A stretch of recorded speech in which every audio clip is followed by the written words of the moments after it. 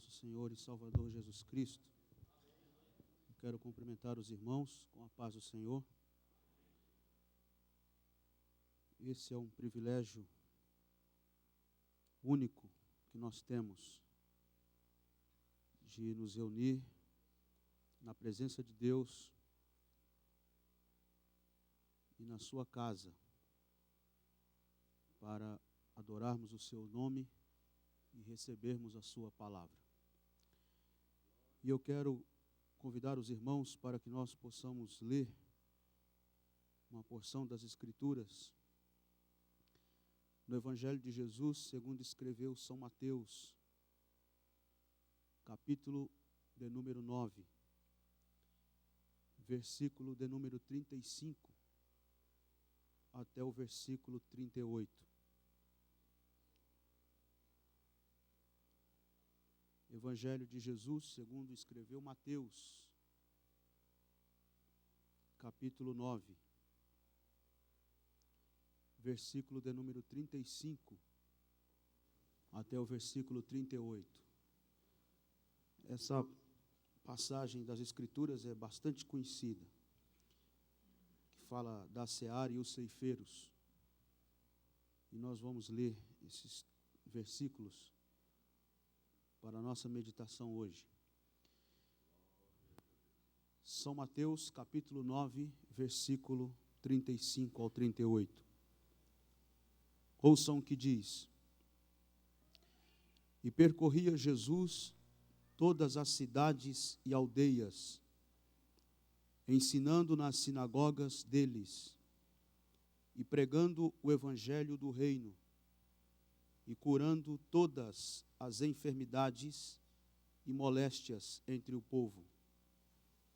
E vendo a multidão, teve grande compaixão deles, porque andavam desgarrados e errantes, como ovelhas que não têm pastor.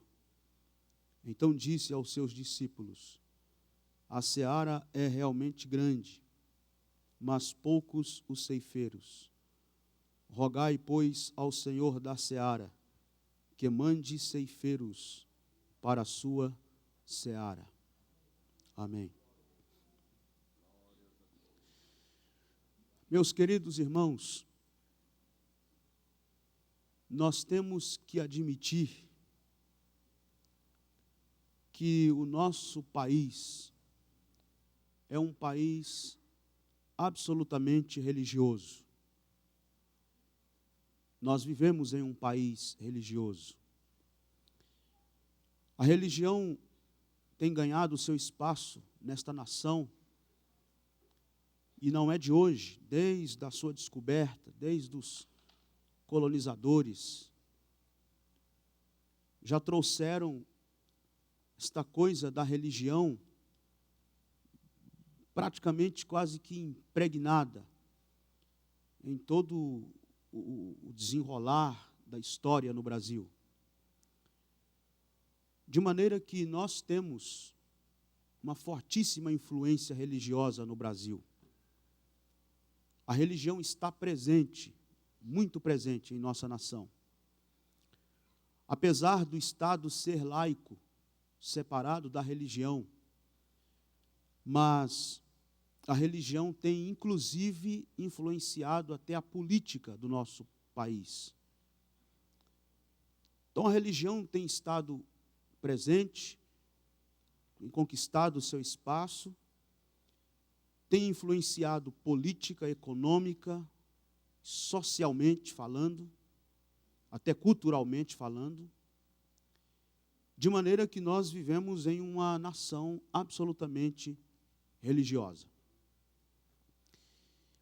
E como ramo, vamos dizer assim, como um galho, vamos dizer que a religião seja um tronco largo.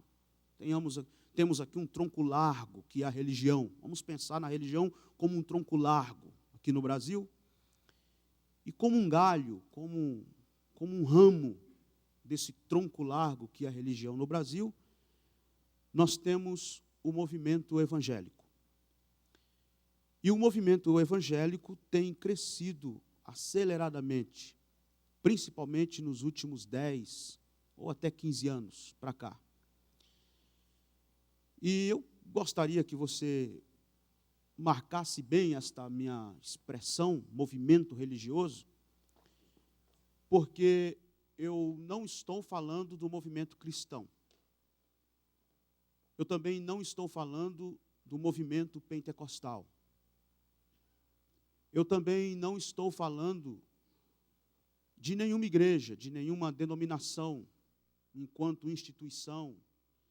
E também não estou falando de igreja também no sentido místico, corpo místico de Cristo. Mas eu estou falando de um movimento evangélico que se instaurou nesta nação, que ganhou um espaço absolutamente considerável, esse movimento no Brasil. E pasme os senhores, que este movimento, ele tem inclusive, atrapalhado e muito a pregação, a mensagem genuinamente cristã e comprometida com os valores do reino de Deus no Brasil hoje. Alguns dias atrás, alguns meses atrás, na verdade, eu estava lá sapeando os canais da televisão. Não sou de assistir programa evangélico na televisão. Mas eu parei num determinado canal porque me chamou a atenção um líder evangélico neste país, um pastor de muita influência nesta nação, que ele estava fazendo um comentário e, de certa forma, até se gabando e se vangloriando daquele comentário que ele estava fazendo, que era relacionado a uma pesquisa do IBGE, cuja pesquisa estava apontando o crescimento numérico, gravem bem isto, crescimento numérico dos evangélicos no Brasil. E ele fez até uma crítica lá ao IBGE, porque, na verdade, segundo ele, o IBGE está atrasado, porque o crescimento dos evangélicos é bem maior do que aquilo que o IBGE estava apresentando. Então eu fiquei pensando o seguinte: nós temos aí um programa evangélico, televisão, um pastor, um líder evangélico, de grande consideração nesta nação, de grande, vamos dizer, respeito, muito considerado no país, e ele está se gabando de uma pesquisa que o IBGE mostrou, que fala do crescimento numérico dos evangélicos no Brasil. Crescimento numérico. Que, inclusive, a tendência para os próximos anos é que o número de católicos vai diminuir e o número de evangélicos vai aumentar. E, na verdade, sejamos honestos, ser evangélico hoje está na moda. Sejamos sinceros. Ser evangélico hoje é moda. Ser cristão da estirpe daqueles primeiros cristãos lá de Atos, que eram torturados, apedrejados e perseguidos, aí não. Mas ser evangélico hoje, nessa categoria de hoje, é moda. Desculpe-me a expressão, mas qualquer atrizinha diz que se converte, aparece nos programas evangélicos e diz: sou evangélica. Evangélico não, programas mesmo aí seculares aí de televisão. Sou evangélica, continua lá fazendo uns filminhos pornográficos, mas sou evangélica. Qualquer atorzinho diz que é evangélico. E na verdade os evangélicos estão em alta. É moda ser evangélico. Tem programa evangélico para todo gosto na televisão. Tem programa evangélico para todo gosto no rádio. Igrejas e mais igrejas que aparecem em todas as esquinas e nas ruas, e tem igrejas e também para todo gosto. Nós temos um movimento evangélico onde há todo um palco de um movimento montado nesta nação que cativa a atenção das pessoas, que atrai a atenção das pessoas. A Rede Globo, por exemplo, tem inclusive um espaçozinho no final do ano para os crentes, para apresentar lá os grandes nomes da música gospel, como eles gostam de chamar, para poder se apresentarem. Então, é moda ser evangélico hoje no Brasil, é moda. Tem programa evangélico, tem show evangélico, tem todo um arsenal evangélico e tem toda uma plataforma evangélica montada nesta nação que cativa os olhos e que enche os olhos do povão. E eu ouso dizer aos senhores o seguinte: mesmo com todo esse arsenal evangélico montado, mesmo com o IBGE dizendo que o número dos evangélicos está em alta e está crescendo e a tendência é crescer mais ainda, mesmo com todo esse crescimento numérico, mesmo com toda essa badalação evangélica no Brasil de hoje, mas eu ouso dizer aos senhores hoje à noite: não se iludam e não se enganem, porque isto não significa saúde espiritual. Não se impressione com os números, com os dados apresentados pelo IBGE. Não fiquem empolgados com as celebridades gospels, com os grandes nomes da música gospel, com os grandes eventos, com multidões em busca litúrgica efervescente, porque isto não significa saúde espiritual. Você pode me dizer: mas Nilson, você é contra o crescimento numérico? Óbvio que não sou contra. Não tenho nada contra. Gostamos de número? Gostamos. Aliás, nós estamos num templo aqui, um espaço físico considerável. Para que este templo? Para que as pessoas congreguem. Não está aqui para ficar vazio, ou para ficar enfeitando, ou para dizer que temos. Não, é para encher mesmo, é para encher galeria, encher bancos, cadeiras, e quanto mais melhor. É isso. Sou contra. Estou dizendo que não é para ter um crescimento numérico. Que às vezes a gente tem na nossa cabeça que uma igreja grande, com muita gente, é uma igreja fraca espiritualmente. Que a igreja forte espiritualmente é aquela igreja pequenininha, lá no canto da periferia, com poucos crentes. Não é verdade. Não é verdade. Nós temos nos Atos dos Apóstolos, por exemplo, na primeira pregação de Pedro, quase 3.000 se converteram. Na segunda pregação, quase 5.000. Ou seja, nós temos um crescimento da noite para o dia de uma igreja que beirou o número, acho que até foi para os 8.000, ou até passou dos 8.000 crentes, já que eles contavam mais homens e não crianças e mulheres. Se levarem em consideração crianças e mulheres, de repente passou dos 8.000. E nós temos uma igreja absolutamente comprometida com a mensagem de Cristo, mesmo com um crescimento assustador da noite para o dia, mas uma igreja absolutamente comprometida com a mensagem de Cristo e com a mensagem do Evangelho. Então, não estou falando que não pode crescer numericamente. O que eu estou querendo dizer é que não adianta toda essa badalação, não adianta o IBGE, não adianta nós, evangélicos, se é que eu não gosto muito de usar essa expressão, ficarmos empolgados com esse apontamento, com esse número e com toda essa badalação evangélica no Brasil de hoje, porque não adianta isto se a qualidade nossa não for pautada na palavra de Deus e na mensagem de Cristo e nos valores do reino.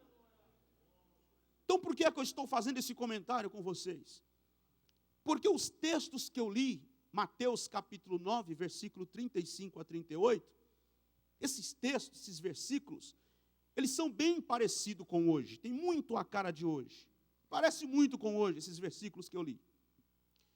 Que apesar de nós termos aqui um texto que está muito longe de nós, geograficamente falando, culturalmente falando, politicamente falando, nós temos um texto muito longe de nós, assim, em tempo e espaço, há mais de 2.000 anos passados, que aconteceram esses eventos que Mateus está registrando para nós, essas palavras e toda essa coisa que nós temos aqui, o conteúdo que temos aqui nesses versículos que li para vocês, que Mateus está registrando.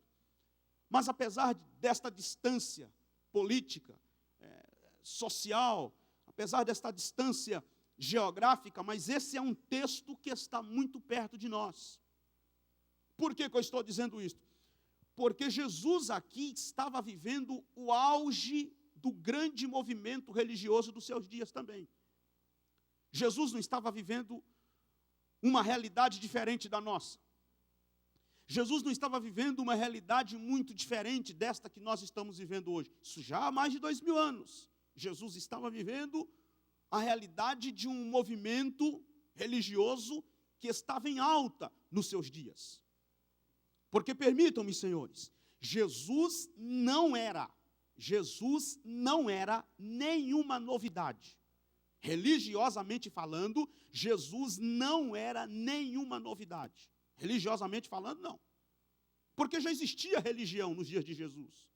Já existia todo um palco religioso, toda uma estrutura religiosa nos dias de Jesus. O judaísmo vem de longas e longas e longas datas, séculos na história dos judeus. Dentro do judaísmo já existia várias seitas, os fariseus, os essênios, os zelotes, os saduceus. Então já havia toda uma estrutura religiosa. Já existia o farisaísmo, já existia o judaísmo, já tinha sacerdotes, existia sinagoga, ritual religioso, as pessoas já eram místicas, as pessoas já acreditavam em fantasmas. Os discípulos de Jesus, lembram dos discípulos de Jesus? Que viram Jesus de longe andando sobre as águas e não conheceram, ele é um fantasma. Os discípulos de Jesus já tinham esse negócio, fantasma, já acreditavam em fantasma.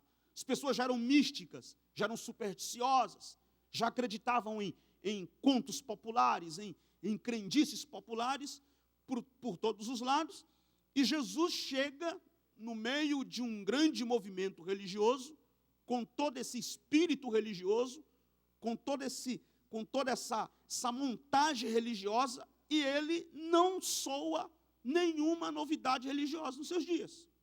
Não é nenhuma novidade. Porque Jesus não fundou nenhuma religião, Jesus não inventou uma outra religião, Jesus não trouxe nenhuma religião, e mais, Jesus não só não inventou, não fundou nenhuma religião, como Jesus também não fundou o cristianismo. O cristianismo não foi fundado por Jesus. Às vezes isso soa meio esquisito aos nossos ouvidos, que a gente fica pensando, mas eu sou cristão e Jesus não fundou o cristianismo? Como que é isso? Jesus não fundou o cristianismo. O cristianismo é uma construção humana. O cristianismo é uma construção humana. Aí você pode fazer duas leituras do cristianismo.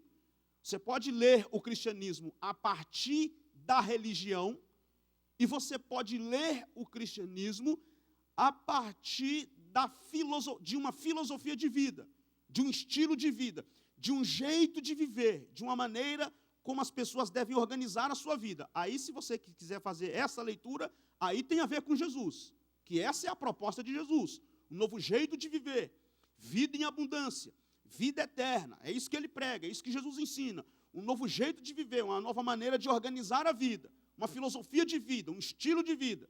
Se você quiser fazer essa leitura, aí você está falando de Jesus, aí você está falando de evangelho. Mas cristianismo a partir da religião não tem nada a ver com Jesus. Cristianismo a partir da religião tem a ver com os homens. O Jesus não infundou nenhuma religião e nem o cristianismo. O cristianismo é uma construção humana, que a partir da religião, ela se institucionalizou no final do século III e começo do século IV, com Constantino, que cooptou o cristianismo para que fosse religião oficial do Estado e deu o nome de Igreja Católica Apostólica Romana, que a ideia dele era de transformar o seu império num império universal. Daí o nome católico, quer dizer universal. Então ele usa o cristianismo como uma chave principal para transformar o seu império num império universal. Então, o que nós temos? Que o cristianismo não foi fundado por Jesus. Que o cristianismo é esta construção humana que se deu institucionalmente no final do século III e começo do século IV, como eu já disse a vocês. Você me pergunta, então por que sou cristão? Nós somos cristãos não é por causa do cristianismo. Nós somos cristãos é por causa da pessoa de Cristo. É diferente. Em Atos dos Apóstolos, no capítulo 13, a Bíblia vai dizer que pela primeira vez os cristãos foram chamados de cristãos em Antioquia. Isso lá pela metade do primeiro século. E o cristianismo só foi institucionalizado 3 séculos depois. Então, na primeira metade do primeiro século, é que os cristãos, pela primeira vez, são chamados de cristãos em Antioquia. E por que são chamados? por causa de uma religião, por causa do cristianismo, não. Porque eles imitavam Cristo, porque eles eram parecidos com Cristo, porque eles imitavam Cristo. Então, eles imitam Cristo, eles se parecem com Cristo, eles levam adiante a mensagem do Cristo. Então, esse povo, nós vamos dar um título para esse povo, são os cristãos. Aí eles ganharam esse nome, cristãos. E nós hoje, como igreja, só seremos cristãos, genuinamente cristãos, se nós seguirmos Cristo e não uma religião. Se seguirmos uma religião, seremos mais um religioso. Mas se seguirmos Cristo, aí seremos genuinamente cristãos, porque nós somos seguidores de Cristo Jesus, o Nazareno. E é esta a grande diferença. A grandeza da mensagem cristã está nisto. A nobreza da mensagem cristã consiste nisto. No quê? Que nós temos um cristianismo e fazemos uma leitura deste cristianismo não a partir da religião, mas a partir de um novo jeito de viver, que foi a proposta de Jesus. E segundo a proposta de Jesus, nesse novo jeito de viver, o cristianismo se torna inédito na história das religiões, mas não é por causa das suas coerências filosóficas e teológicas, também não é por causa da sua moral ou da sua ética, e também não é por causa da nossa solidariedade com os que sofrem. Embora nós temos esse compromisso, e ele seja uma referência moral e ética, e ele seja coerentemente, filosófica e teologicamente falando.